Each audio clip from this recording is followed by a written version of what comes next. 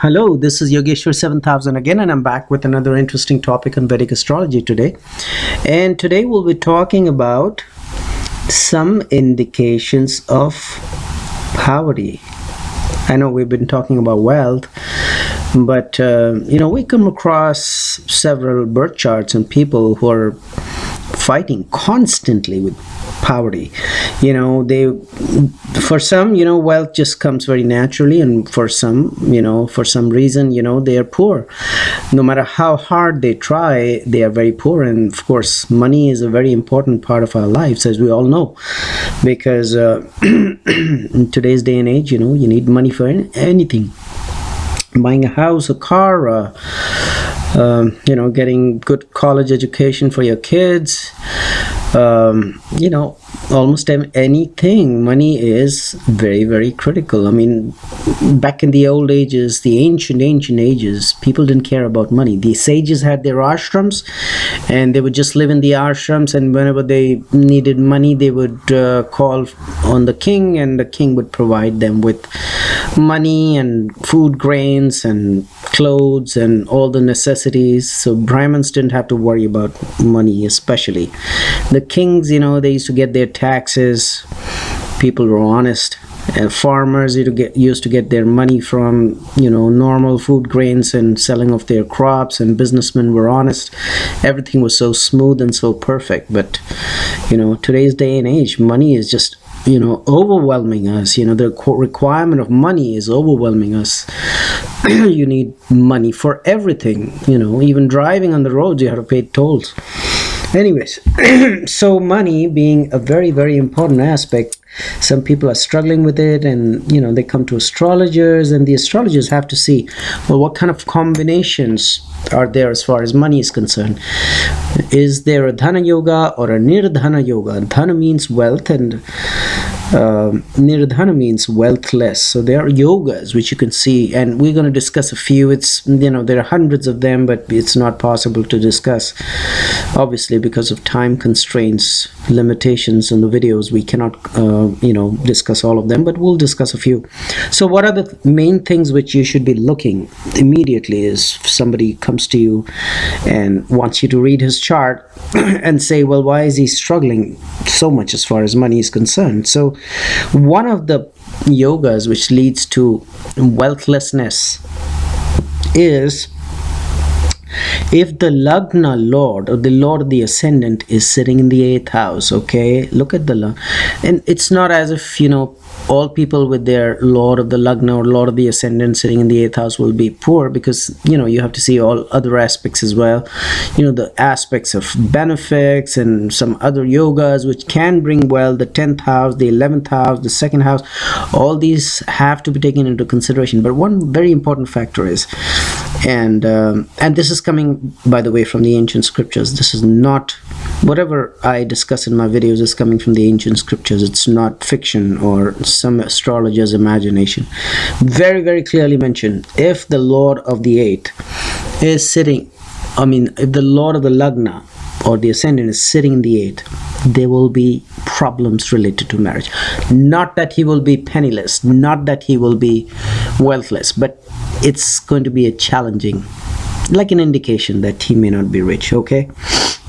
Also, in case the Lord of the 4th house is sitting in the 8th, again, the Lagna Lord sitting in the 8th, indications that money may be a challenge. But once again, look at other factors, look at other benefics, the 2nd house, the 5th house, the Lakshmi sthanas, the Kendra houses, and the effects of the benefics and the Lagna Lord, so on and so forth. Don't jump to a conclusion. But one major indication I just told you, Ascendant sitting in the 8th, not a good sign. Similarly, Ascendant, not Ascendant, but Lord of the 4th sitting in the 8th, again, not a good sign. Why? Because Lord of the 4th house represents real estate, property, big homes, houses. So if the Lord of the 4th is sitting in the 8th, it's an indication money may be a problem. But then, of course, once again, look at other factors, planets, good planets aspecting the 4th house, other planets sitting in the 4th house. Don't jump to a conclusion, but a little indication there. Lord of the 4th house sitting in the 8th house, bad sign as far as money is concerned. Lord of the Lagna or Ascendant sitting in the 8th sign or the 8th house, bad sign as far as money is concerned. And also, in case Lord of the 9th house, which is another Lakshmi Sthana, is sitting in the 8th house, another bad sign as far as money is concerned. But definitely may not be penniless. There could be other factors which could be bringing him wealth. But here is the final word here from the ancient scriptures.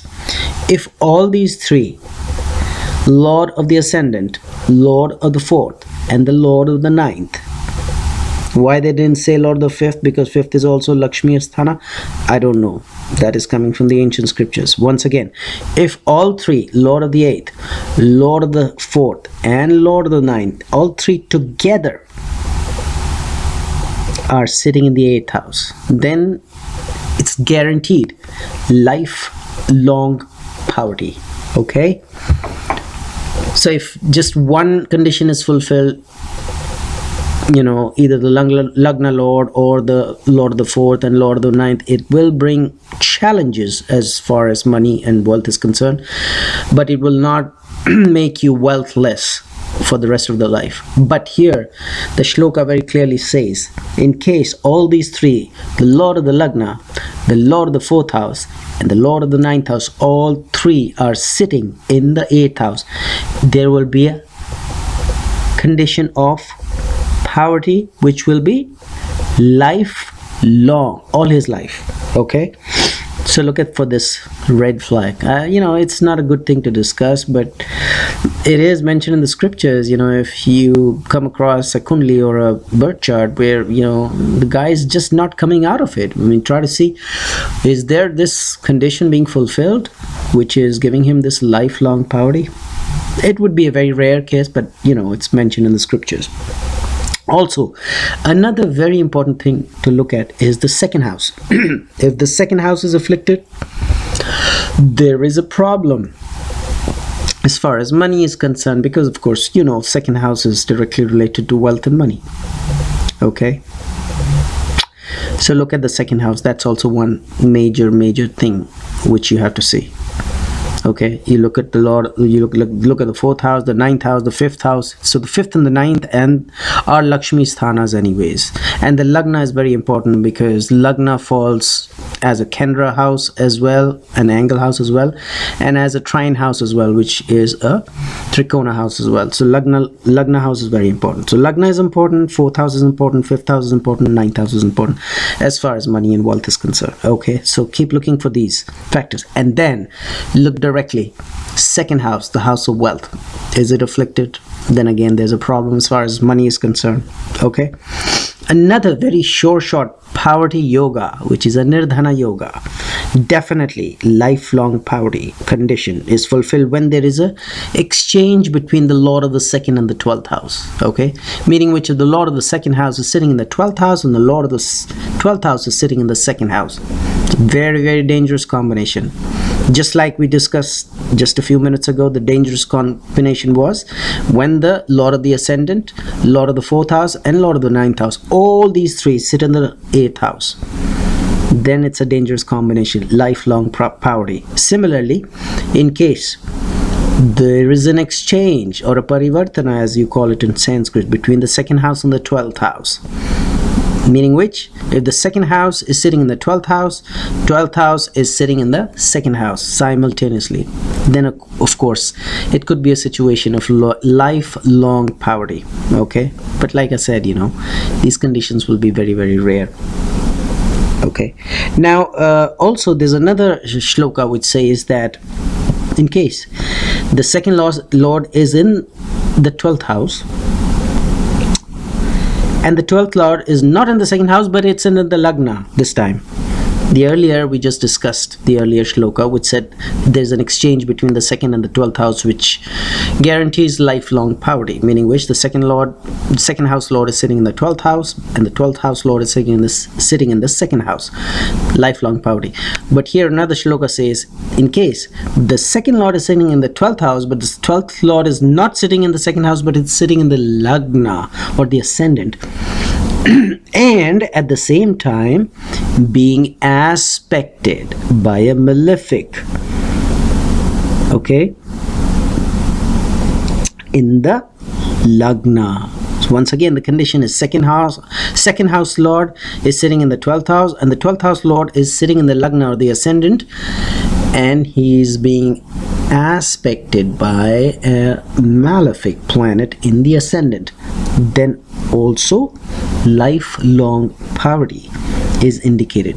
So these are extreme cases, but generally, you know, the houses in question and the lords of the houses in question are generally the Lagna, which is the ascendant, the 4th house, the 5th house, the 9th house, and the 2nd house, okay, as far as money is concerned. And whenever there's an association of these houses or the houses lord with the 8th house or the 12th house, then there's a problem. 6th house is not mentioned here in extreme cases. I don't know why. The ancient sages do not believe so, because I know 6th, 8th, and 12th, all three are bad. Generally, they have given more importance as far as inauspiciousness is concerned, more to the 12th house and the 8th house. So hopefully you enjoyed this video. Do not jump to any conclusions. Look at it from all angles.